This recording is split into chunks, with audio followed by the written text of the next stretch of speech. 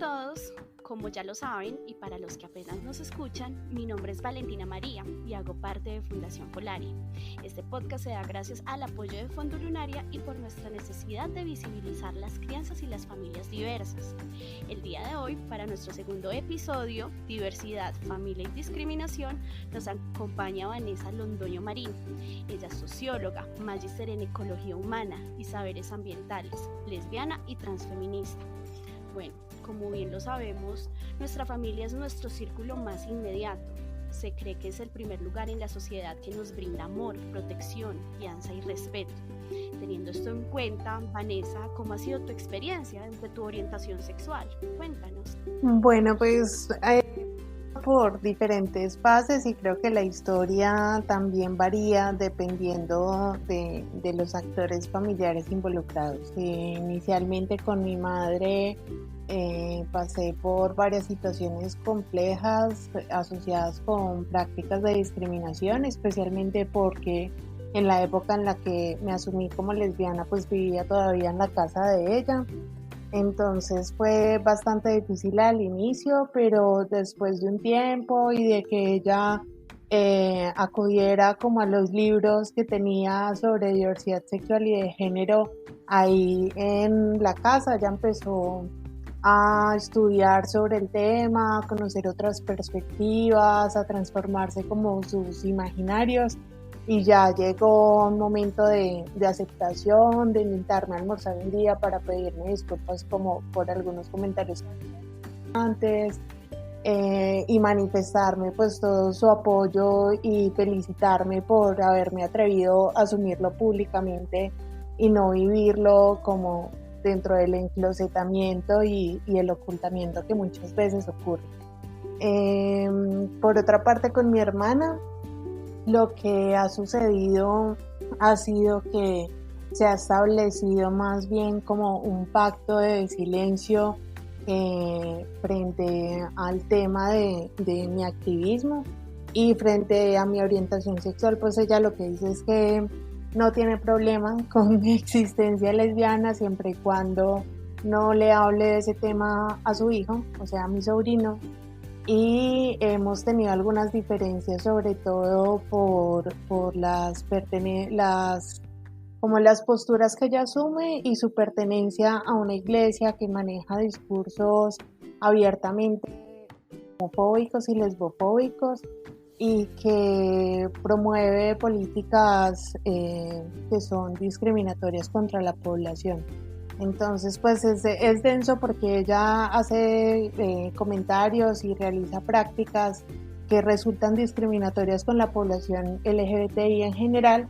No lo hace de manera personalizada sobre mí en los espacios que hablamos y compartimos y eso, pero pues ya una sabe como cuáles son los lugares de enunciación de ella y eso es difícil de tramitar porque finalmente es mi hermana melliza y para mí es difícil como vivir con el hecho de que la persona con la que compartí el vientre hace 30 años y que vivimos en la casa durante 25 años juntas, pues asume ese tipo de posturas y que maneja ese tipo de discursos. Entonces es algo doloroso, pero finalmente lo que resolvimos fue como no hablar del tema para no pelear, básicamente. A pesar de eso, pues igual hablamos de otros temas, hablamos de cómo nos va en la universidad, de cómo nos va en el trabajo. Ella conoce a mi novia, compartimos juntas en espacios familiares, la trata bien, la respeta, pero pues una sabe como qué más hay allá de fondo, ¿sí? Como que aunque no hayan acciones de discriminación personalizada directa en esos espacios familiares, pues igual ella mantiene sus creencias frente al tema. Y con mi papá creo que todo va bien, pues él no tiene como rayas ahí frente a mi orientación sexual. Su principal problema es con el tema de mi organización política frente a mi identificación y que lo asuma públicamente. Lesbiana visible, que se moviliza, que se organiza, que sale a marchar, que realiza publicaciones en redes sociales frente al tema y que se conoce abiertamente pues como una mujer lesbiana. Entonces eso es como lo que a él le hace ruido, ¿sí? Mi visibilidad y el tema político, pero de resto, específicamente con el ejercicio de mi sexualidad, pues no tiene problema. También conoce a mi novia y pues dentro de los espacios que hemos compartido con él, se ha comportado bien. Y bueno, eso es como a grandes rasgos como el círculo familiar más próximo. Bueno, Vanessa, teniendo en cuenta todo esto que tú nos cuentas, yo creo que muchas personas que nos pueden escuchar se pueden sentir muy identificados con tu historia. ¿Cómo hacemos entonces para generar espacios más seguros para la población LGBTI dentro de las familias, teniendo en cuenta tu experiencia y teniendo en cuenta que esto puede ser un reflejo de muchísimas más realidades? Bueno, pues creería que hay como dos líneas. Una tiene que ver con el empoderamiento y otra está relacionada más con el tema educativo. Frente al empoderamiento, creo que las personas que nos reconocemos como parte de la población LGBTI jugamos un papel crucial dentro de los procesos de visibilización en los entornos familiares, de confrontación de esas prácticas de ocultamiento, de silenciamiento, de negación de nuestra orientación sexual y de cuestionamiento en general frente a los prejuicios que existen frente a la diversidad sexual y de género. Y ese tipo de ejercicios pues muchas veces desencadenan situaciones de discriminación y enfrentar discursos que pudiesen catalogarse como discursos de odio. Creo que vale la pena abrirse a la posibilidad de cuestionar esa discriminación desde el propio cuerpo y desde la experiencia personal, porque eso permite establecer unos puntos de giro y unos puntos de inflexión frente a esas creencias familiares que se han perpetuado tradicionalmente y que quizás podrían aportar a que las generaciones futuras puedan llegar a crecer en entornos familiares menos hostiles y menos violentos.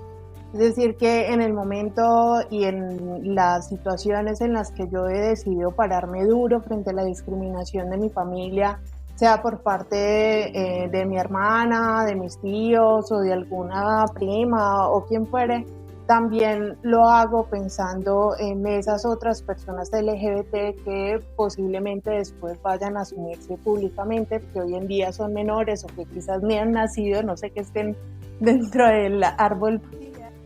Pero ya habrá pues un camino abonado de cuestionamiento de los prejuicios y de detonación de esas prácticas de discriminación, de establecer límites frente a la invisibilización, no permitirles que lleguen a decirle a mi novia, ay, es que su amiga, pues como que ese tipo de gestos terminan siendo violentos aunque se normalicen.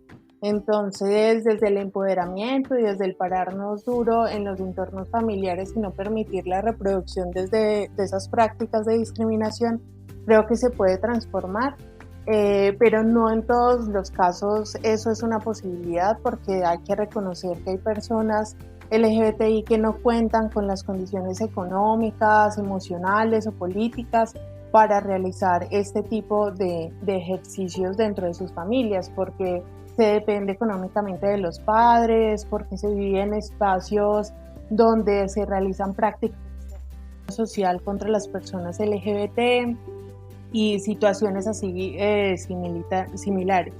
Y ya pues en ese punto sería muy importante lo segundo que creo que se podría incorporar para la respuesta a esta pregunta, y es el tema de la educación, ¿sí? La educación a los actores familiares, porque en la medida en la que cuentan con mayor formación y conocimiento sobre diversidad sexual y de género, tenemos más posibilidades de crecer en entornos familiares libres de discriminación y seguros, en donde no se perpetúa el sexismo ni la imposición de la heterosexualidad como algo obligatorio.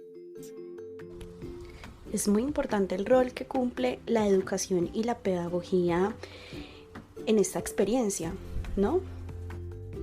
Sí, totalmente, y la educación como enfocada sobre todo a la transformación de las prácticas sociales y culturales, porque a veces una se puede encontrar con personas que conocen los conceptos de diversidad, que tienen discursos elaborados así súper políticamente correctos, pero que su accionar no tiene coherencia con su palabra, ¿sí? Entonces, sobre todo como centrarse en eso, en la transformación de las prácticas, más que en dar lineamientos generales sobre cómo posar de incluyente, pero en la práctica pues seguir realizando prácticas de exclusión contra la población LGBT. ¿Qué prácticas serían estas? ¿Qué prácticas de inclusión podríamos nosotros empezar como a desarrollar para educarnos un poco más en esto? Pues por una parte tiene que ver con los espacios en los que se comparte y la manera como se comparte en familia. En muchas ocasiones sucede que se generan encuentros familiares, pero entonces no se puede ir con la pareja porque no se considera como parte de la familia, pero si tuvieras una relación heterosexual a tu pareja sí la aceptarían, o que se acepta la participación de la pareja con la condición de que no se enuncie de esa forma, y entonces constantemente se hace alusión a ella como si fuera la amiga. Entonces como ese tipo de comportamientos es necesario como transformarlos y darse la lucha ahí porque sea un ejercicio respetuoso y amable con todas las personas. Es un proceso largo y complejo que requiere pues como pasar por muchas fases, pero que es totalmente necesario para poder vivir tranquilamente, ¿sí? Sin sentir la necesidad de esconderse, de ocultarse o de evitar estar en espacios familiares para no sufrir discriminación. Vanessa, ¿qué son los roles de género? ¿Dónde los encontramos en nuestro medio? ¿Dónde nos ubicamos nosotros desde los roles que crecimos replicando por nuestra crianza y por nuestras creencias? A mí me gustaría que aquí pudiéramos desglosar un poquito este concepto sobre roles de género. Bueno, pues los roles de género serían como ese conjunto de prácticas y de comportamientos que se asocian con una persona a partir del género que se le asigna.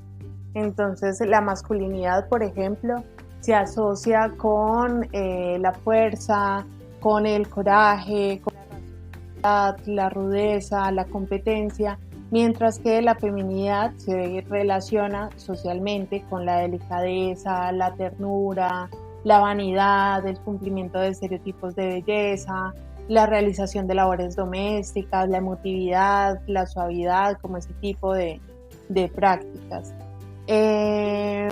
Y creo que es algo en lo que pues como que nos encontramos inmersas cotidianamente, que no es simplemente como un concepto por allá abstracto que se inventaron las feministas para cuestionar esa naturalización de los roles de género, sino que pucha, o sea, se vive desde que una se levanta de la cama. Y bueno, volviendo a la época en la que vivía con mis padres, se definía entonces quién iba a preparar el desayuno, quién iba a lavar la loza, quién organizaba a mi hermanita y a mí para ir a estudiar, quién preparaba el refrigerio, quién se sentaba, por ejemplo, a hacer las tareas con nosotras después de llegar de trabajar, pues que generalmente era mi madre. Entonces eso se reproduce pues como incluso cuando llegamos a estudiar, cuando nos desempeñamos dentro del trabajo. Ahorita pues al inicio explicaste que yo estudié sociología y dentro de la misma formación profesional por todo lado me encontraba como esa profundización de los roles de género y esa remarcación desde los análisis que se hacían sobre la sociedad, en donde se naturalizaba completamente que las mujeres fueran restringidas principalmente al ámbito doméstico y no se problematizaba el hecho de que no se tuviesen la posibilidad de ejercer otros derechos. Entonces sí es algo como que está enmarcado en cada uno de nuestros ámbitos y que es importante también generar transformaciones sociales allí. Vanessa, ¿tú crees que los roles de género de alguna forma se inmiscuyen en la orientación sexual? ¿Hay alguna línea ahí que se pueda tocar entre ambas cosas que repercutan en discriminación? Digamos que analíticamente podría tejerse ahí relaciones, pero también se podrían establecer diferenciaciones. Se puede tejer relación en tanto que cuando se reconoce a una persona como mujer se asume implícitamente que es heterosexual, que se debe ocupar del cuidado de la familia y que debe seguir con la realización de ciertas prácticas.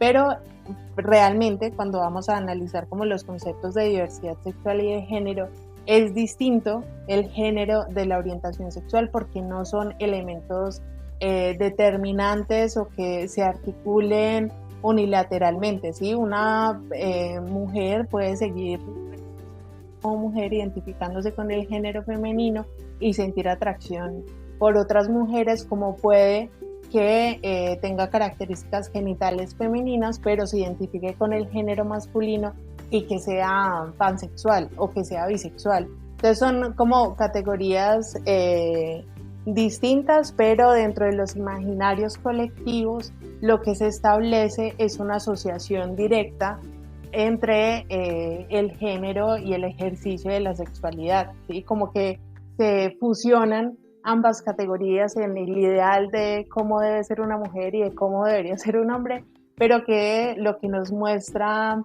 la realidad es que es mucho más amplia, variada y diversa, ¿sí? Que la humanidad no logra agotarse dentro de esos estereotipos y paradigmas que se establecen socialmente.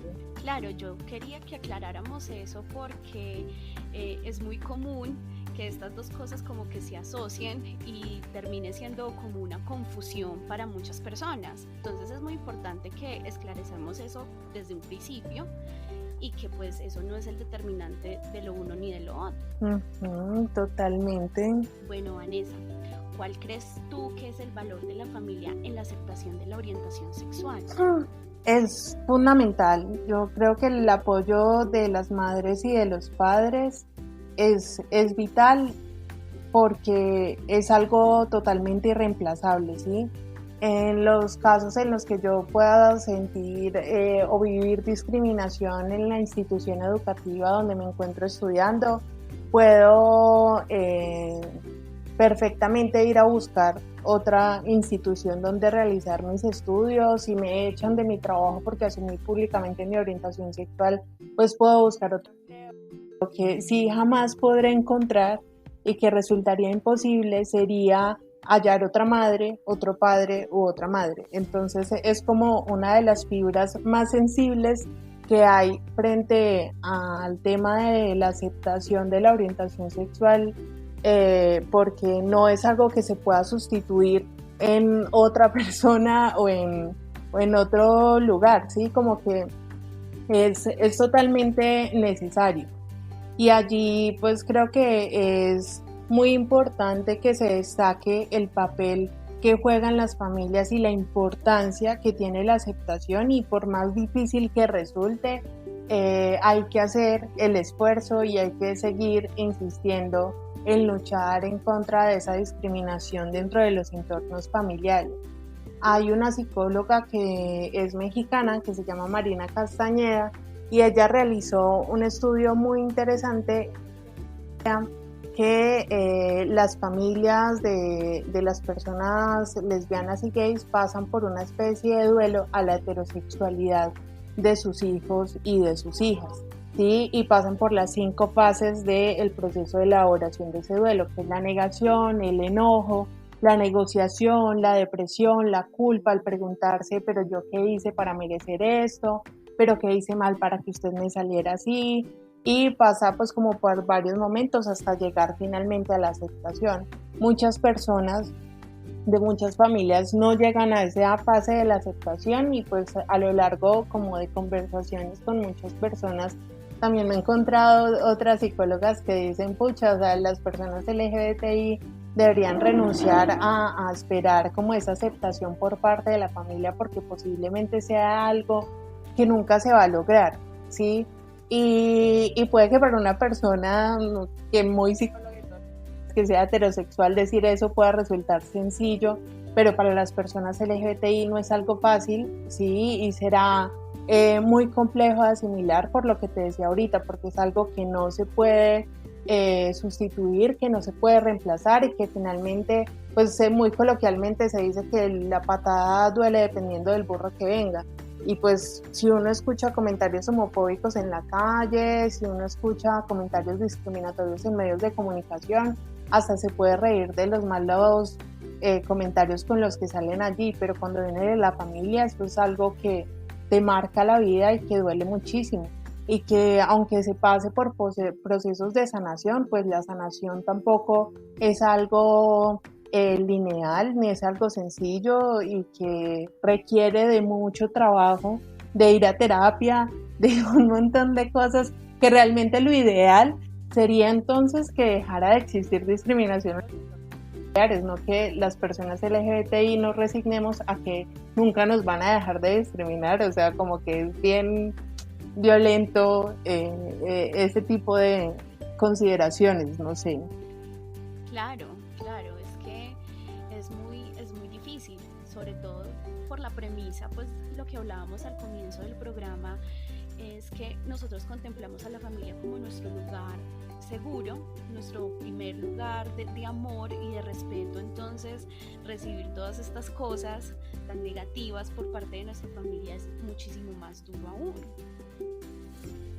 Sí, es mucho más complejo y son cosas que, mira, yo me asumí como lesbiana desde los 24 años, ya cumplí 30 y a mí todavía me duele lo que pasa con mi hermana, ¿sí? Y ella no me hace comentarios discriminatorios así de manera explícita, direccionada a mí, no, pero solamente el saber su lugar de enunciación, eso me duele aún, sí, han pasado años, mi hermana lleva 15 más años, más de 15 años en esa iglesia y todavía el sol de hoy es algo que me cuesta digerir, sí, entonces Claro, yo creo que también es como que sentir un poco de violencia, ¿no?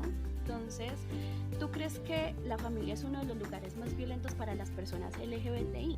Es uno de los lugares donde más se sufre discriminación, puede ser, no estoy segura pues como que tenga la estadística así para poderla afirmar, pero sí en todo caso, desde mi experiencia personal, sí creo que es uno de los lugares donde la discriminación nos afecta de una manera mucho más contundente a nivel psicológico, emocional y social en general.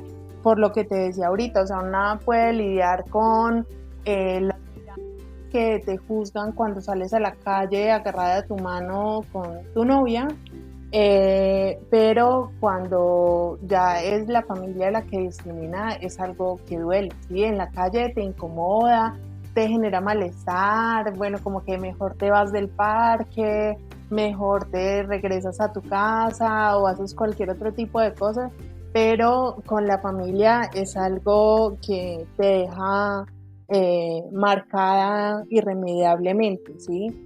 Y, y eso es algo que afecta de manera muy profunda, ¿sí? Que tu papá te intente enclosetar, que tu madre te diga, no, pero es que las cosas pueden ser diferentes, o tú por qué me sales ahorita con que eres lesbiana si antes tuviste un novio, o que tu propia hermana adopte discursos discriminatorios, que tu misma pareja salga un día y diga, ay no, mira, ella la presenta, mi amiga, pues como que ese tipo de cosas pues no pasan por alto, ¿sí? No son cosas como que se puedan olvidar sencillamente.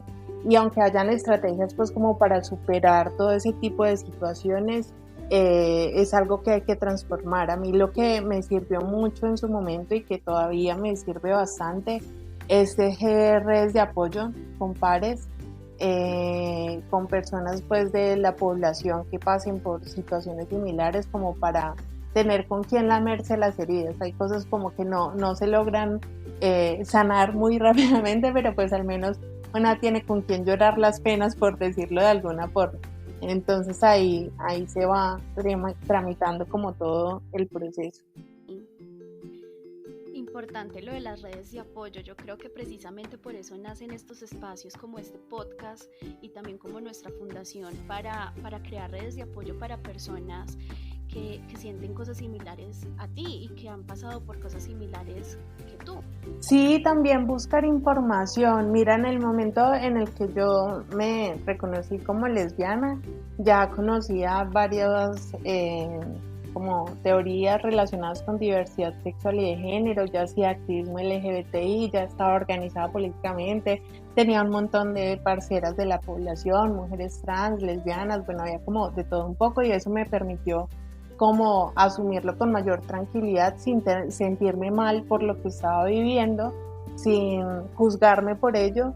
Y lo mismo como en las otras los otros periodos de tiempo en donde he vuelto a sufrir discriminación, como que las parceras siempre han estado ahí dando apoyo y he seguido buscando información que me permita como comprender mejor lo que finalmente, pues lo que te decía ahora, hay heridas que no sanan, pero con la teoría y con los estudios y los documentos que uno busca, aprende a entender por qué le duele, cómo le duele, de qué manera se generó esa herida, por qué se produjo, y pues eso te da como otra mirada y otra comprensión frente a las cosas que permite racionalizar un poco más esa emocionalidad que se desborda a flor de piel cada vez que nos duele la discriminación, pues como de alguna forma. Entonces esa es una especie de salvavidas que le va ayudando a uno como a flotar y avanzar en esa marea de la discriminación. Y pues no dejarse ahogar por todo lo que pasa. Claro, no dejarse ahogar. Vanessa, ¿cómo nos educamos o cómo educamos al otro para no discriminar? Sobre todo comprendiéndolo, pues hablando de crianza y hablando de familias. ¿Qué debemos entender primero frente a lo que es discriminación y de dónde nace? Bueno, yo creo que lo primero es reconocer que la discriminación es algo que se aprende a hacer y que es necesario dejar de enseñar a discriminar, ¿sí? Dejar de considerar que un, entre comillas, chiste que se hace sobre una persona lesbiana, gay o trans no es algo gracioso, no es algo de lo que tengamos que reír, porque la orientación sexual o la identidad de género de una persona pues no debería ser motivo de burlas en ningún espacio. Entonces propondría como dejar de normalizar ese tipo de prácticas y abrirnos a cuestionarlo. Y pasar de como del discurso a la acción, porque finalmente ese paso de la palabra a la práctica es lo que termina siendo revolucionario, y la revolución misma es en el propio cuerpo. Entonces en ese sentido habría que reconocer las responsabilidades que tenemos todas las personas frente a esta lucha contra la discriminación por orientación sexual y por identidad de género, que no es algo que las personas LGBT tengamos que ir a hacer, sino que es una pregunta que como sociedad debemos hacernos, ¿sí? Frente a la no reproducción de ese tipo de prácticas de exclusión hacia las personas LGBT, y que tanto quienes somos lesbianas, quienes se asumen como trans o como personas bisexuales, pueden pararse duro frente a la discriminación, pero las personas cisgénero y heterosexuales que presencian actos de discriminación también pueden entrar a irrumpir ese tipo de prácticas, a detenerlas, a cuestionarlas, a no reírse cuando hagan el chiste maluco, pues que termina siendo discriminatorio, que es algo que se debe asumir colectivamente y que no es una responsabilidad que le pertenezca por allá a un sector poblacional, porque finalmente no se trata de que entre la misma población LGBTI nos autodiscriminemos, sino que en la sociedad existe una discriminación generalizada que nos afecta. Entonces es como mirarlo de una manera mucho más amplia y que en todo ese proceso pues el apoyo de la familia es fundamental para salir adelante y para vivir más tranquilamente. O sea, en últimas, cuando una vive discriminación en el trabajo, en el espacio educativo, cuando accede a los servicios de salud, en todos los ámbitos, lo único que quiere es que su hogar sea un espacio seguro, ¿sí? Y que pueda estar tranquila y que al menos ahí pueda descansar y recomponerse un poco de la violencia que se vive en el resto de los entornos. Entonces, como que ahí sea ese refugio como de apoyo y de reconfortarse cotidianamente. Sí, es muy cierto todo lo que tú dices. Yo creo que es un rol y un deber de la sociedad empezar por esas pequeñas cositas, por esos pequeños actos de no reírse frente al chiste, de no perpetuar este tipo de comportamientos, porque lo que tú dices es muy cierto. Esto es un trabajo no solamente de la población LGBTI, sino también de la sociedad. Es un trabajo de todos como colectivo, no seguir replicando este tipo de discriminación, no seguir replicando este tipo de discursos, porque al final de cuentas terminan siendo... Sí, totalmente. Yo la verdad no tengo muy clara cómo sea como la elaboración pedagógica de ese proceso, porque tengo que mi principal herramienta ha sido la terapia de choque. Entonces no he sido como de sentarme a explicar concepto por concepto, palabra por palabra, sino que es la confrontación directa con la realidad. Y para ejemplificarlo, en algunas ocasiones cuando habían reuniones familiares me decían como, ay, que podía ir pero sola. Entonces mi decisión contundente era decir, si no puedo ver con mi pareja, no voy. Sí, me decían, ay, pero ¿por qué eres así? ¿Pero por qué tan exagerada? ¿Pero por qué tan radical? No, o sea, radicales son ellos con su discriminación, y me empecé como a posicionar de esa forma y finalmente conseguí que terminaran accediendo, y ya hoy en día no es algo que se establezca como condición, sino que desde el inicio va la invitación amplia, y además porque ya, bueno, quieren a mi novia, todo el rollo, entonces ya todo melo, pero sí, a mí lo que cada persona le funcionará de una manera distinta, ¿sí? O sea, hay personas que terminan siendo como más del ejercicio de la negociación. A mí no me transa tanto porque yo siento que no me interesa negociar con la discriminación y que no hay puntos medios, o sea, como o aceptan las cosas como son, independientemente de si les guste o no, es un hecho, o simplemente pues como no me presto para hacer la payasada de volverme a enclosetar, de volverme a ocultar, de volver a invisibilizarme a mí y a mi compañera, porque pues o sea ya no estoy para esas cosas, o sea ya sí, a lo bien, tengo 30 años, todas estas alturas del paseo no me interesa volver al armario. O sea, suficientemente complejo fue hacer todo el proceso de asumirlo públicamente. No, y cuando hablo de eso no me refiero solamente con mi familia, sino de salir a las calles, de salir en videos, de estar haciendo este programa con vos, de escritos para publicarlos diciendo que soy lesbiana, tanto así que salgo a la calle y me identifican como una lesbiana, como para volver otra vez como a entrar a enclosetarme, como que la verdad no me interesa, ¿sí? Soy más como desde otras formas distintas. Sí, hay que visibilizarlo. Lo importante es eso, lo importante es hablar de lo que somos y desde el lugar donde nos enunciamos y desde el lugar de donde nos identificamos. Sí, totalmente. Bueno, Vanessa, es posible reeducarnos, ¿cierto? Es posible encontrar nuevas formas de enseñar a los niños y a los padres a aceptar y acoger la diversidad.